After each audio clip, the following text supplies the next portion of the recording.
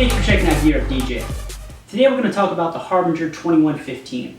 This speaker's been out on the market for a while, and I never did a review on it, so I'm going to tell you about it today. There's a couple of things about this speaker that I do like. There's a lot of things that I don't like as well. We'll start with the look. It's not a terribly bad looking enclosure. It's a composite material, plastic.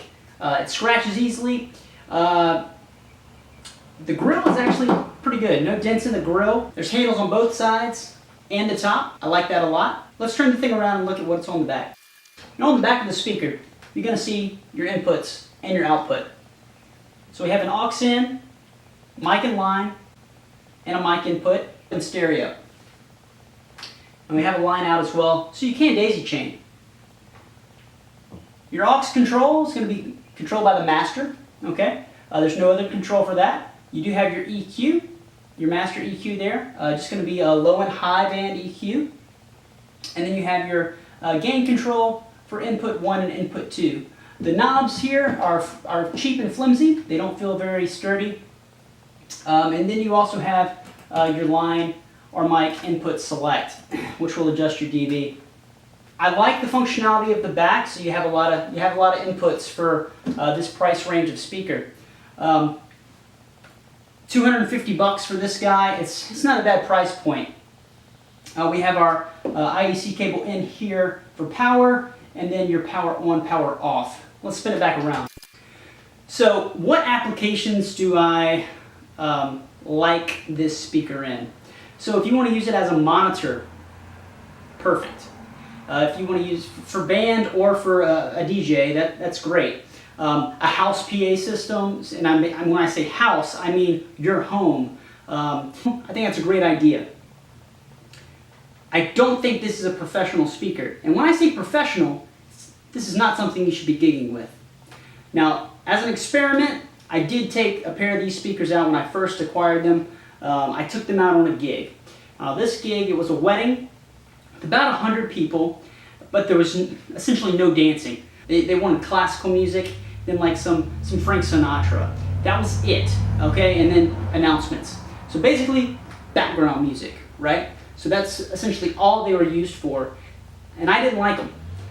One, I didn't think they were very powerful in the room. This room was not that big, so it was a relatively medium-sized hall. It's not small, but it's not big by any means.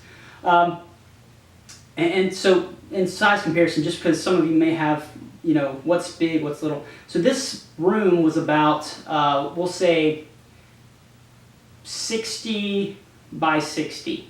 Okay, that's feet. So it's not a real large space, okay? But it's not small either. So I didn't like the speaker, especially for that type of music. A lot of mids and bass that just didn't sound good coming out of these speakers. Now for today's pop music and for your rap, any pop music in general, these do a really good job of reproducing that sound. You're going to lose some low end because, again, this is a budget speaker. But all in all, just for you're having a party, people are coming over to your house, this will do. One will do, okay? But if you have a pair of these, I don't recommend these as weekend warrior type speakers, okay? If you're just going out and DJing for fun, not making any money, sure, take them out there. But if your customers are paying you, this isn't the product to take out there, okay? If you're a beginner, this is all you can afford, man, try and save up a little bit more money. For just a little bit more money, you can get some nicer speakers. These things are heavy, they're hard to lug around, these 15s. I just don't think they're the best bang for the buck, even at the price point that they're at. But if you want to use them just at your home as some spare speakers, if you want to use them as a backup, perfect.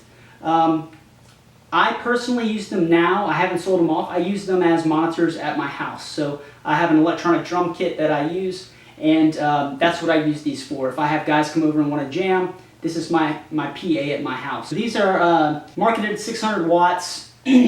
That's peak power, okay? So your actual performance, I can't say how efficient that's going to be, but I know that they can get loud, but the clarity is lost. The louder that you go, you'll clip pretty easily.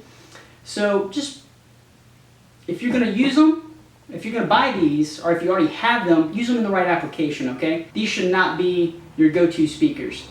Backups, at-home use, when you're not getting paid. Other than that, I don't recommend them. And some of you other guys, I've seen numerous reviews about you guys saying how great these are, and obviously, I don't think you've heard very good speakers, okay? So, to say all that, if you already have them, or if you want to go buy them, you could do worse, okay? You could have a 10-year-old speaker that sounds like a tin can, okay? So I'm saying, if this is an upgrade for you, great. If you can, aim for something a little bit better. Sound doesn't translate well through the internet, right?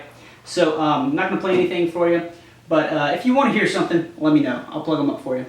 All right, guys. Well, this is the Harbinger 2115. Don't gig with this, okay?